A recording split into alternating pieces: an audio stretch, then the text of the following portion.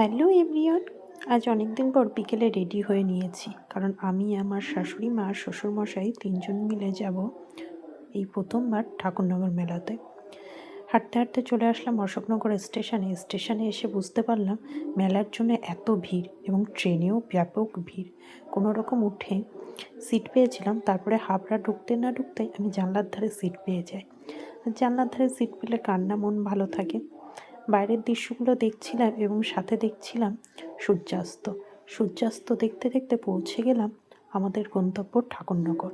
এখানে নেমেও দেখলাম ব্যাপক ভিড়। কোনো মতে হেঁটে হেঁটে পৌঁছে গেলাম মেলা প্রাঙ্গণে।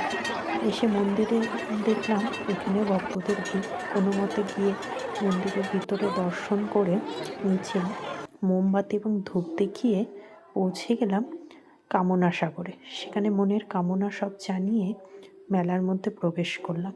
বিভিন্ন সাংসারিক জিনিসপত্র আর সাথে ব্যাগের দোকান। আমি তো ব্যাগ কিনবই এবং ব্যাগ কিনেছি। এখানে সফট টয়, বিভিন্ন খেলনার দোকান, হরেক মাল 20 টাকা 30 টাকা, এই সমস্ত অনেক দোকান। সাথে ছিল খাবারের দোকান। আমি যেহেতু মেলায় খুব একটা কিছু খাই না, তবু একটা পাঁপড় আর একটা আইসক্রিম খেয়েছিলাম।